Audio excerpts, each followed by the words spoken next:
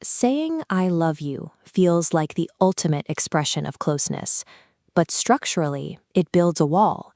By defining I and you, human language traps us in two isolated positions, creating an unbridgeable boundary.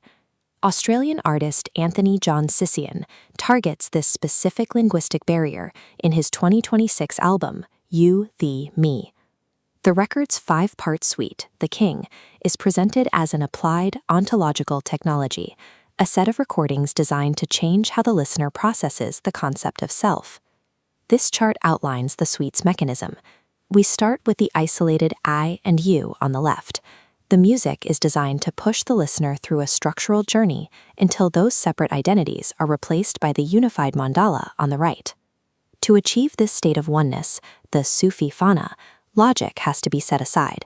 The language processing centers of the listener's brain must be systematically bypassed.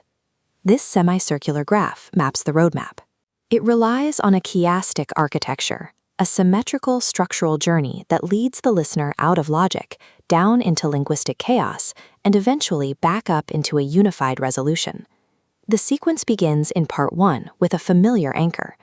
Sissian uses simple, empathetic English to create comfort, but the communication still relies entirely on the listener's rational, analytical mind to function. Because logic enforces a sense of separation, the suite eventually breaks its own rules. This decoding map shows how the music abruptly abandons English in parts 2 and 3, replacing it with an unknown tongue, a complex, constructed vocabulary known as glossolalia.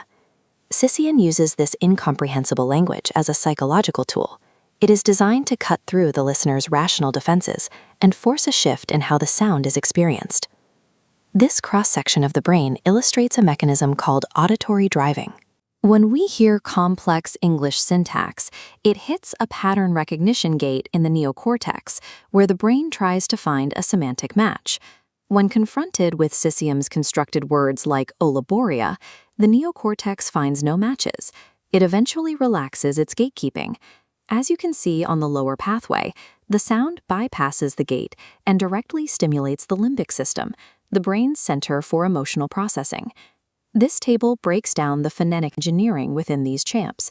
Sissian uses a high frequency of open vowels like O to create a sense of grounding, and liquid consonants like L to induce a feeling of fluidity and a release of tension. These specific physical vibrations are used to stimulate alpha and theta brainwaves, which are associated with deep meditative and hypnagogic states. By shifting the brain's focus from semantic meaning to pure vibration, the music makes it harder for the analytical mind to maintain its usual sense of a fixed, isolated self. Once the analytical defenses are lowered, Part 4 leaves the listener in a sonic void. There is a tension of absence here, a yearning for a sense of home. This void channels the historical Armenian lament.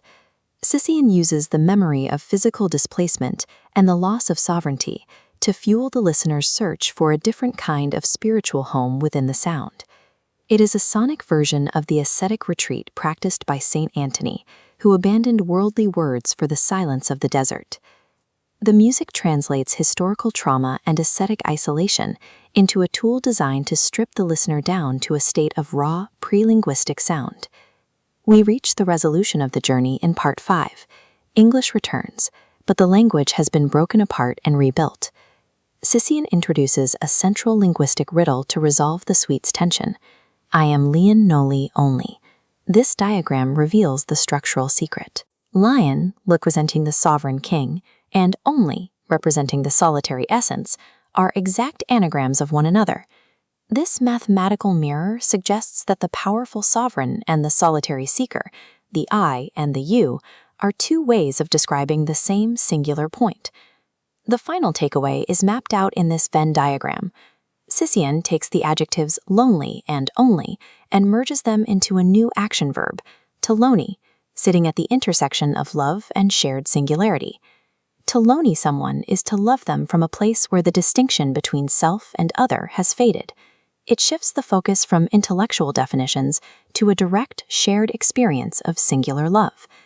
The King uses engineered sound to address the memory of historical pain.